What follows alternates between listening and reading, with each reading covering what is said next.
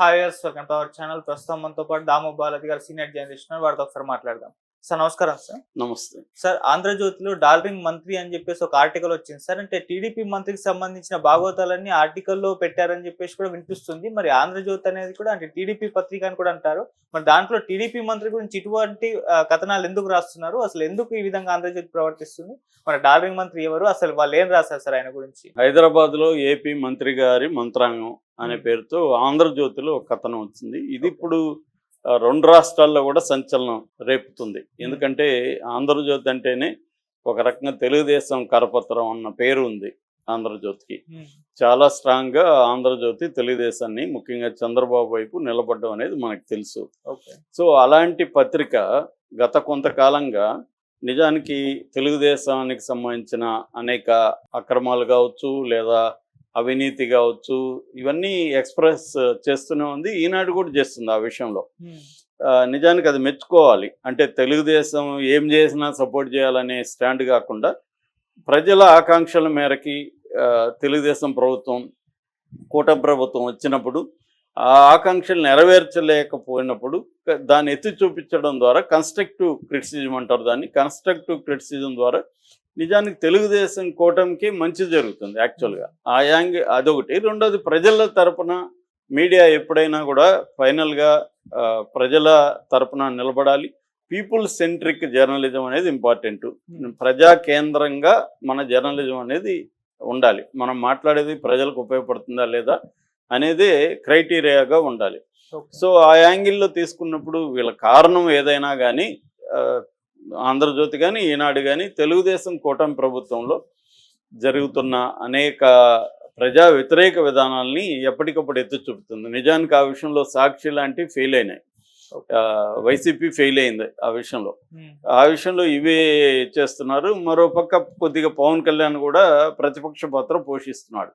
So ఈ క్రమంలో ఇప్పటి వరకు ఇంత డైరెక్ట్గా ఒక మంత్రి గురించి ఆంధ్రజ్యోతిలో ఇంత డైరెక్ట్గా రాల. ఫస్ట్ టైం ఇది. అంటే 7 నెలల తర్వాత ఫస్ట్ టైం తెలుగుదేశంలో ఒక మంత్రి గురించి ఆయన పేరు చెప్పలేదు కానీ అందరికి తెలిసిపోయింది ఈ పాటికే పేరు.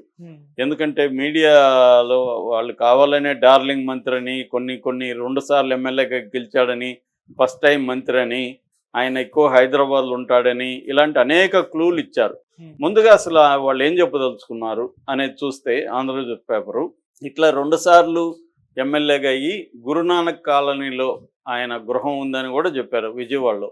సో గురునానక్ కాలనీలో ఉంటున్న ఒక మంత్రి ఇక్కడ 3 రోజులు హైదరాబాద్లోనే మకాం వేస్తున్నాడు. స్టార్ హోటల్లో దిగుతున్నాడు. ఆయన సరదాలు వ్యవహారాలు నడుస్తూ ఉన్నాయి. ఆయన డార్లింగ్ మంత్రి అంటే ఆయనకి కొంత ఉమనైజర్ అన్న యాంగిల్లో కూడా రాశారు దీంట్లో. సో ఆయన మామూలుగా ఆయనకి ఆలినాలో ఒక ఆయన ఉన్నాడు. ఆయన బిజినెస్ పార్ట్నర్ కూడా. అతను సంతకాలు తప్ప అన్ని పనులు ఆయనే చేసేస్తాడు.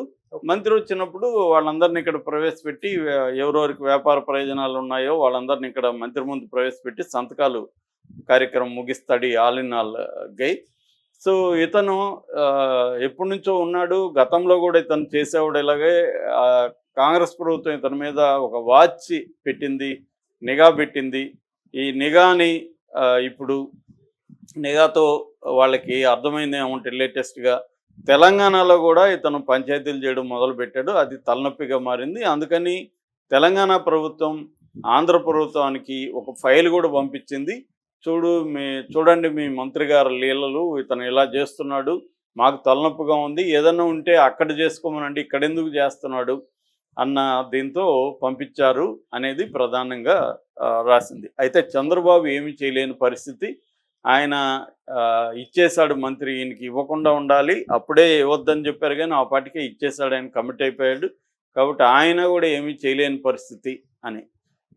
ఇది విచిత్రంగా ఉంది. ఇప్పుడు ఒక మంత్రి అక్రమాలు చేస్తున్నాడని చంద్రబాబు దృష్టికి వస్తే ఆయన ఏమీ చేయలేని పరిస్థితి అంటే ఆయన ఏమైనా అసమర్థుడా లేకపోతే ఆయన చూసి చూడనట్టు తిన్నేలైనా వెళ్తున్నాడా అన్న డౌట్ అందరికి వస్తుంది కదా. ఈ మొన్ననే అచ్చెన్నాయుడు పేషీలో ఒక పిఏ, తర్వాత ఆమె ఎవరు అనిత పిఏ, వీళ్ళ మీద కూడా చర్యలని అది కూడా రాశారు. మంత్రి గారికి తెలియకుండానే వాళ్ళ పిఏలు అక్రమాలు చేస్తారా ఎందుకంటే ఫైనల్గా సంతకాలు చేయాల్సిన మంత్రులే కదా.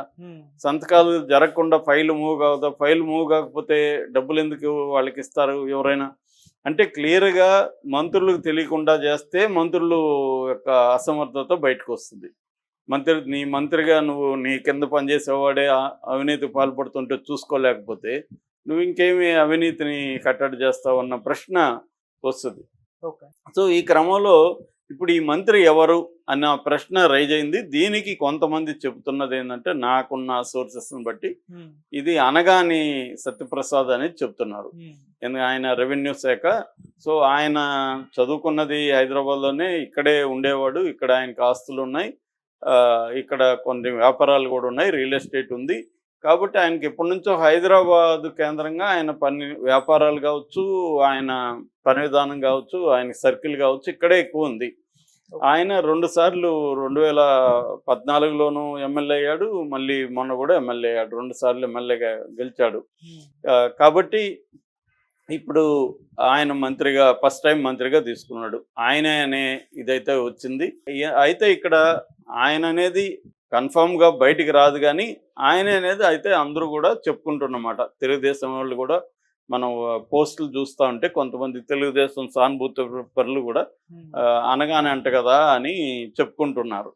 సరే, ఏదేమైనా ఎందుకు ఆంధ్రజ్యోతి టార్గెట్ చేసింది? ఇప్పుడు ఏమన్నా ఆంధ్రజ్యోతి దీనివల్ల అదేదో జగన్ ప్రభుత్వం అయితే ఇది చెప్తే అర్థం ఉంది, ఇది ఫైనల్గా తెలుగుదేశం కూటమి ప్రభుత్వానికి వ్యతిరేకంగా జనాల్లోకి వెళ్తుంది కదా.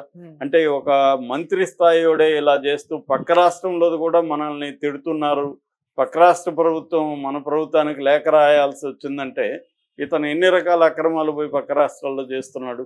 సో ఈ విధంగా ఉన్నప్పుడు చంద్రబాబుకి చాలా విషయాల్లో నెగిటివ్ ఆల్రెడీ వచ్చింది.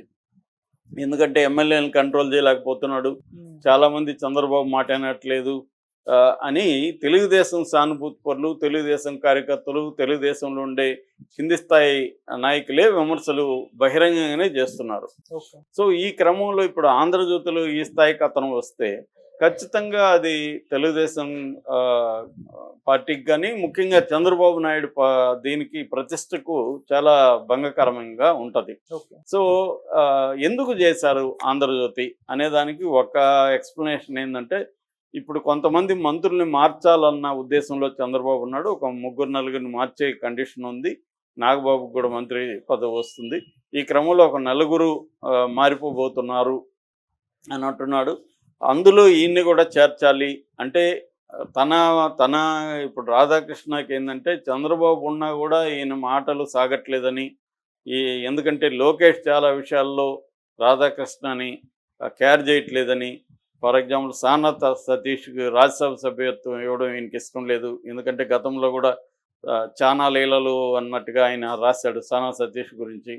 సో వద్దంటే కూడా లోకేష్ పట్టుబట్టి ఇప్పించాడని, అట్లా లోకేష్ రాధాకృష్ణని కేర్ చేయట్లేదని, అందుకని రాధాకృష్ణ కొంత నెగిటివ్గా వీళ్ళ మీదకి వెళ్తున్నాడు.